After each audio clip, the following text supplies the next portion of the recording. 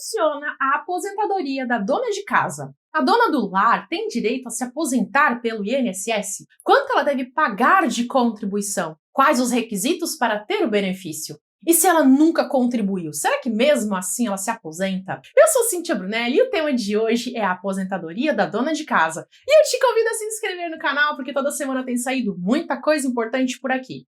A dona de casa é a pessoa que se dedica às atividades do seu próprio lar, sem trabalhar fora. Como ela não possui renda, ela é o que nós chamamos de segurada facultativa, ou seja, ela não é obrigada a pagar contribuição ao INSS.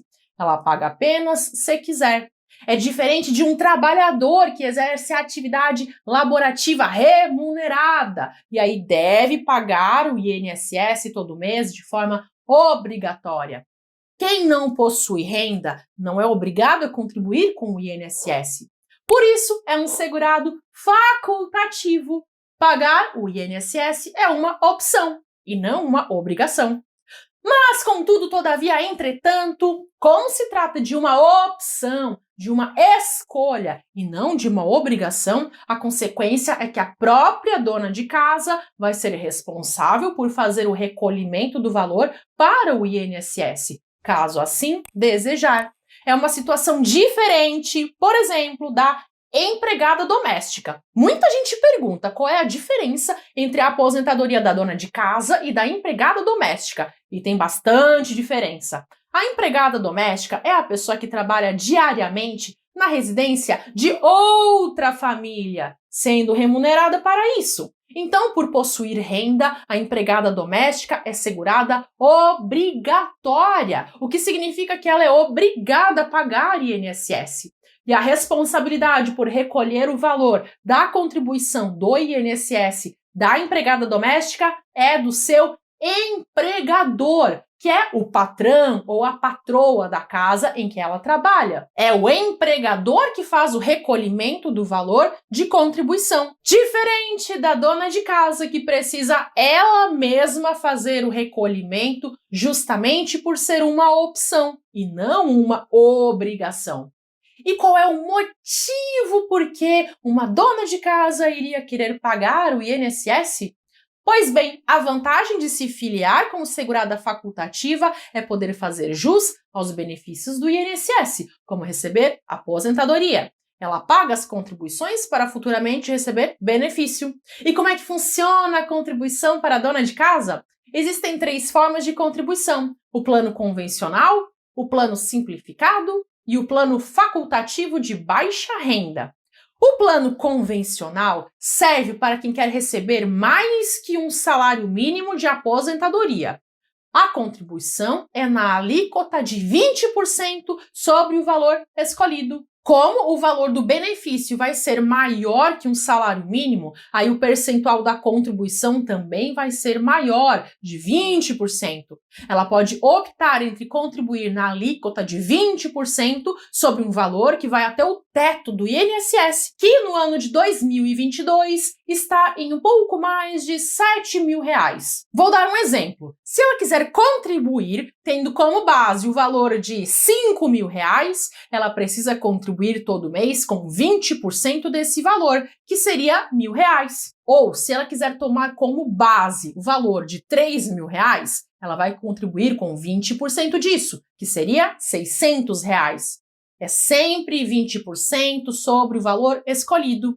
Mas o valor a ser recebido depois não necessariamente vai ser esse que ela tomou por base. Tem uma pegadinha aí, eu já vou voltar a falar sobre isso. E se ela quiser se aposentar recebendo o salário mínimo? Nesse caso, ela pode escolher o plano simplificado. O plano simplificado é para quem pretende se aposentar pelo salário mínimo, e aí o valor a ser pago é menor. A contribuição será na alíquota de 11% sobre o valor do salário mínimo. Você vai pegar o valor do salário mínimo atual e aí vai verificar quanto seria 11% disso, e aí você vai obter o valor da sua contribuição.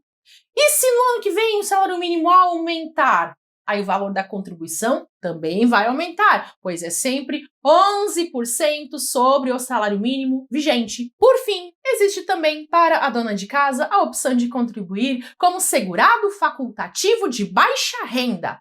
O plano facultativo de baixa renda também fornece aposentadoria de um salário mínimo, mas a diferença é que a contribuição será na alíquota de 5% sobre o salário mínimo. Em vez de 11%, vai ser apenas 5%. Mas, obviamente, esse plano não é cabível para todo mundo. Ele é cabível apenas para a dona de casa que pertence à família de baixa renda, que é aquela família que possui renda mensal de até 2 salários mínimos e está inscrita no CAD único, o Cadastro Único para Programas Sociais do Governo Federal. Se esse for o seu caso, a contribuição vai ser na alíquota de 5% sobre o salário mínimo. Ok, você entendeu os valores de contribuição. Vamos para a próxima pergunta. Qual é a aposentadoria da dona de casa? Desde a reforma da Previdência, em novembro de 2019, os requisitos para a aposentadoria por idade e por tempo de contribuição foram unificados. Ou seja, agora não existe mais a aposentadoria apenas pelo tempo de contribuição ou apenas por idade. Após a reforma, nós temos a chamada aposentadoria programada. Na aposentadoria programada, é necessário que se preencha, ao mesmo tempo, 2 requisitos: tempo de contribuição e idade mínima. Para as mulheres, o tempo de contribuição é de 15 anos. Já para os homens, esse tempo passa a ser de 20 anos. E a idade mínima? A idade mínima é de 62 anos para as mulheres e de 65 anos para os homens.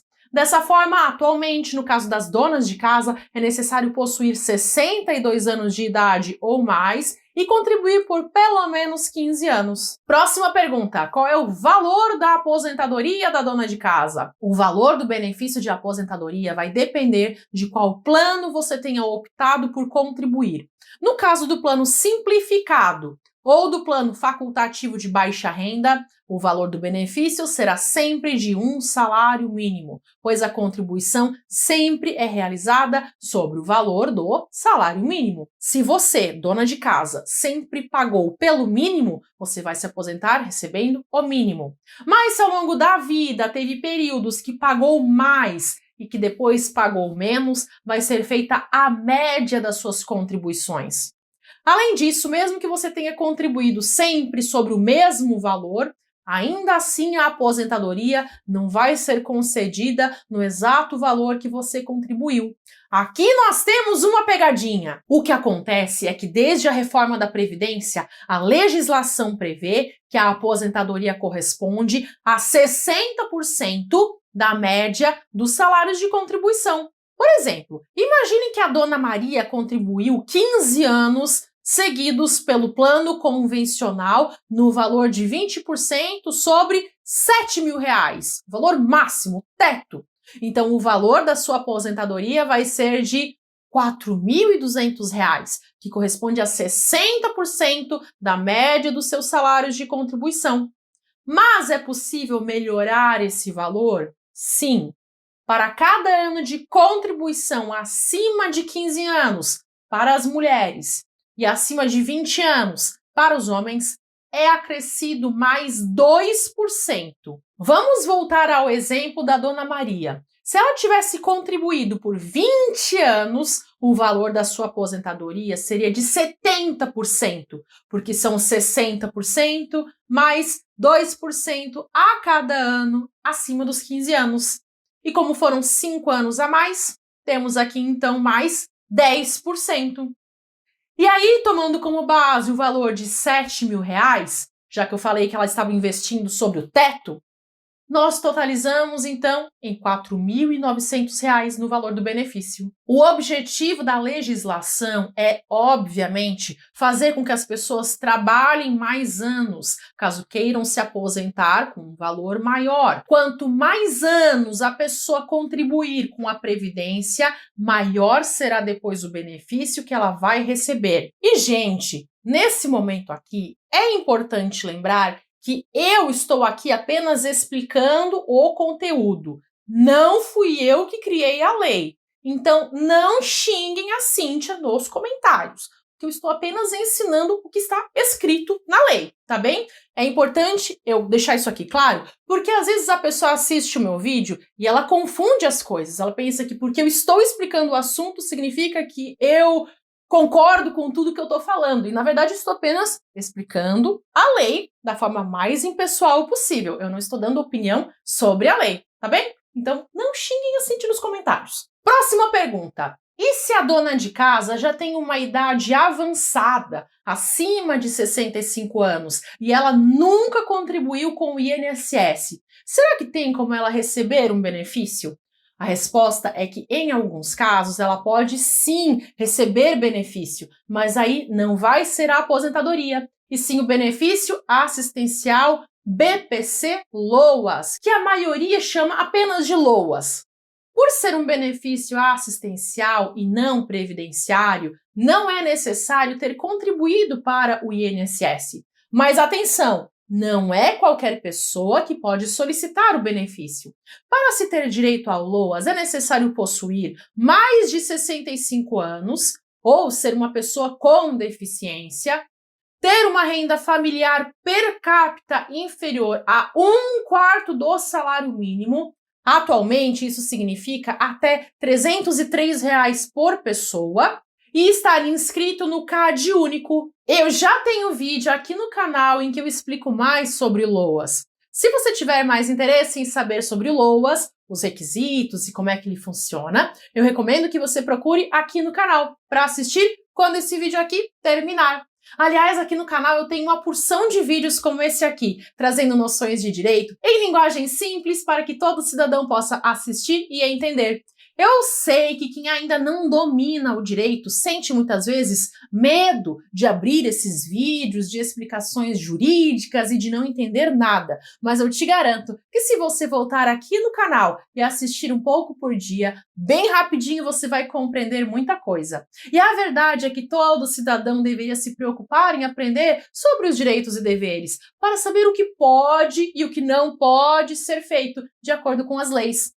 É bom para si mesmo, para conhecer os seus direitos e entender sobre os deveres que deve obedecer, e também é importante para verificar se outras pessoas ao seu redor estão tendo seus direitos respeitados e seus deveres obedecidos. Eu não tenho nenhuma dúvida de que um país mais evoluído passa por uma sociedade mais consciente sobre os direitos e deveres. Se você acha que faz sentido tudo que eu disse, escreve nos comentários. Eu decido aprender o direito.